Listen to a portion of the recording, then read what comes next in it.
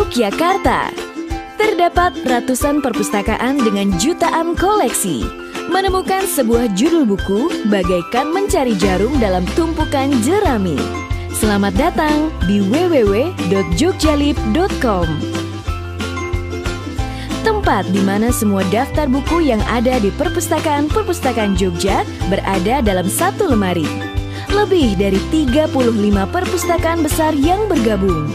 Dengan lebih dari 1 juta koleksi buku baru, bestseller, dan bermutu.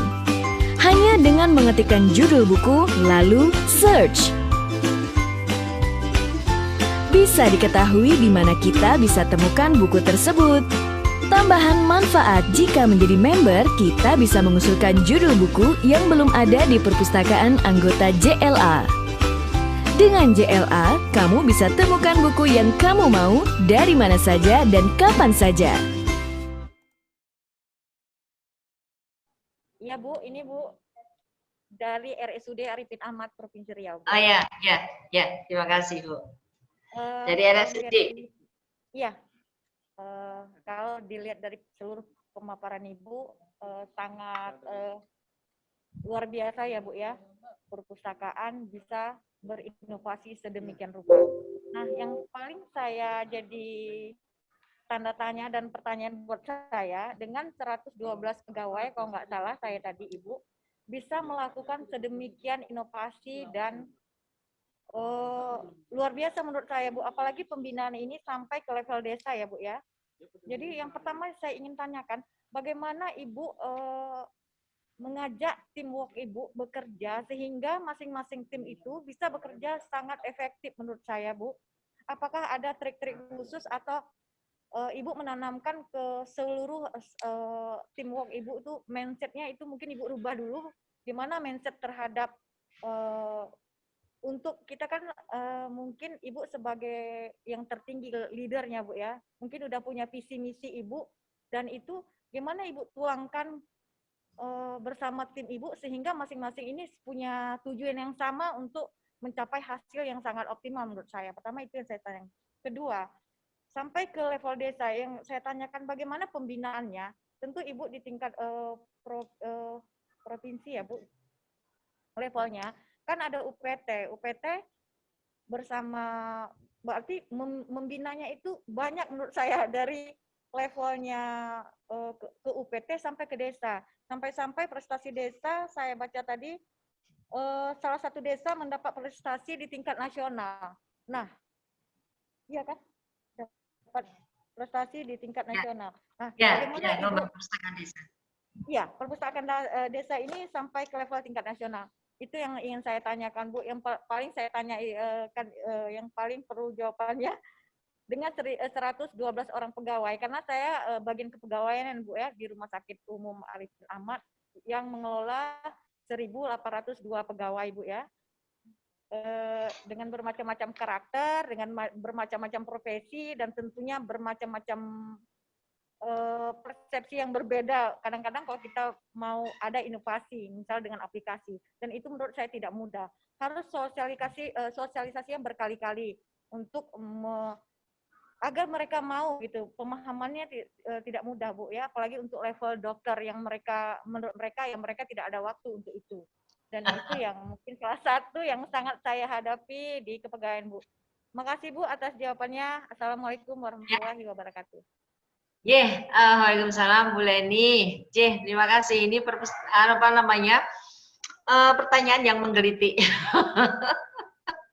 Bagaimana saya bisa menggerakkan 112 orang ini supaya bisa mencapai level-level atau target-target yang yang sebagaimana tadi saya sampaikan. Begini, Bu Leni, kami di daerah istimewa Yogyakarta itu juga mempunyai keuntungan dibandingkan provinsi yang lain. Keuntungannya adalah gubernur kami itu kan adalah notabene raja kami, ya. Kemudian saat gubernur memberikan instruksi, maka kami harus menjawab J sendiko dawuh, iya siap melaksanakan, gitu ya. Itu.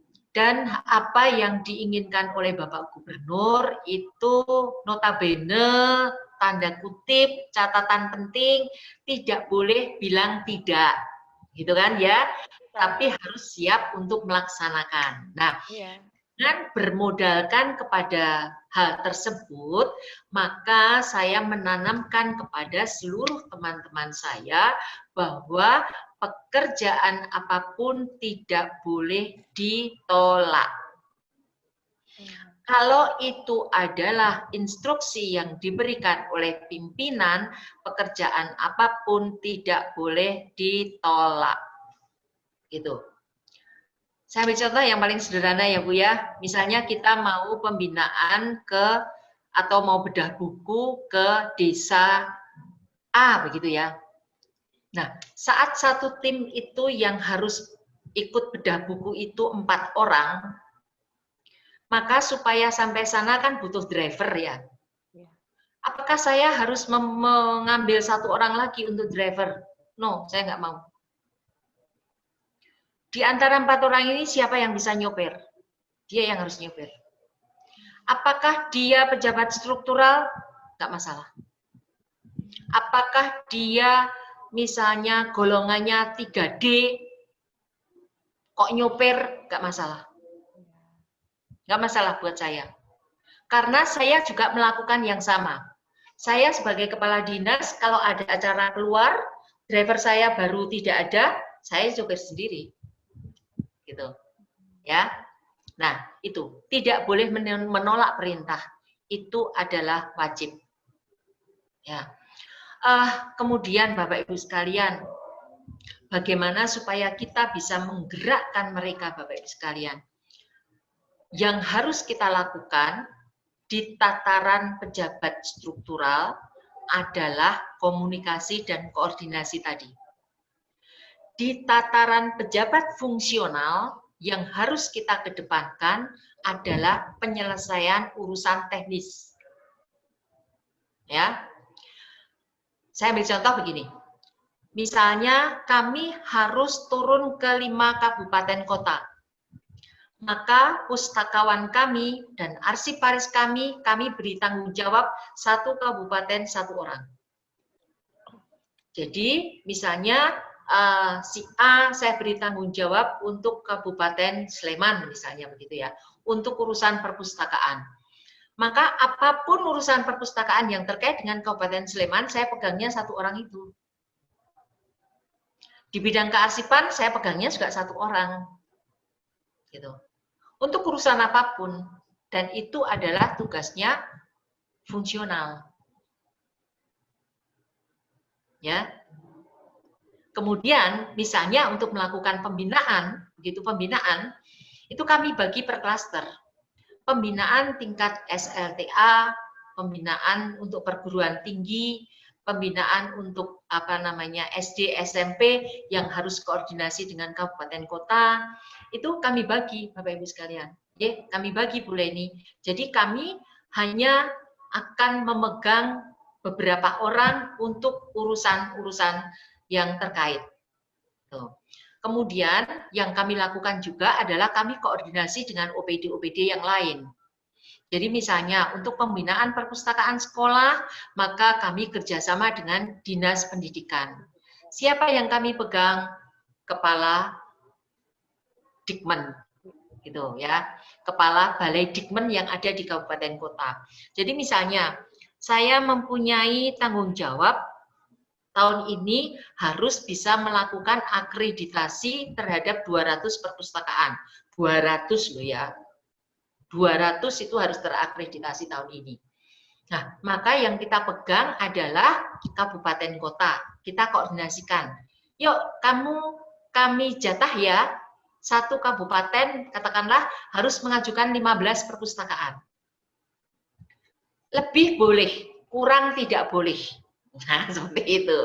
Kemudian Balai Dikmen, yuk kamu mempunyai tugas untuk bisa menyodorkan 10 perpustakaan supaya bisa kita terakreditasi. Lebih boleh, kurang tidak boleh. Nah, seperti itu. Walaupun pada tataran pelaksanaan, kadang-kadang ada yang mengundurkan diri, tetapi ini bisa kita antisipasi. Ya, yang jelas, Bu Leni, memang dibutuhkan keterampilan dan ketegasan di dalam memimpin, sehingga kita bisa menggerakkan seluruh lini. Ya, menggerakkan seluruh lini.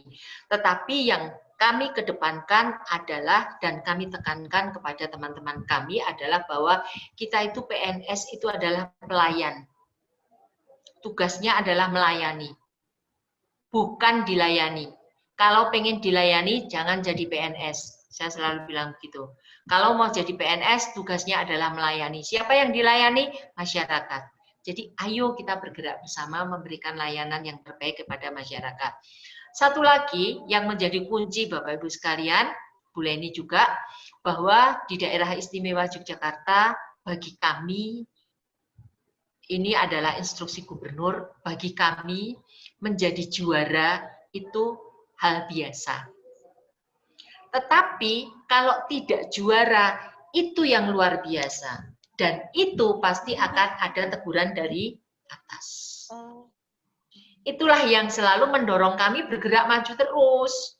Kami tidak akan setback ke belakang, tapi kami akan maju terus. Karena saat kami tidak juara, maka kami mendapat teguran. Tapi kalau kami mendapatkan juara, bahkan apresiasi pun kadang tidak. Karena apa? Juara itu biasa bagi kami, gitu. Nah, ini hal yang benar-benar mendorong kami. Intinya adalah kami ingin memberikan yang terbaik. Apakah lalu yang terbaik itu diiringi dengan reward? Enggak juga. Enggak juga, ya. Reward kami berupa TPP di provinsi itu jauh lebih rendah dari kabupaten kota loh. Kami itu di provinsi TPP-nya lebih rendah dari mereka. Tetapi apakah kami lalu merasa bahwa kok jadi tidak adil? Tidak, karena prinsip kami adalah sedikit itu kita syukuri, banyak alhamdulillah gitu ya. Alhamdulillah. Tapi sedikit pun itu kita syukuri dan itu menjadi berkah. Itu kuncinya di situ Bu Leni. Terima kasih. Oh ya, makasih.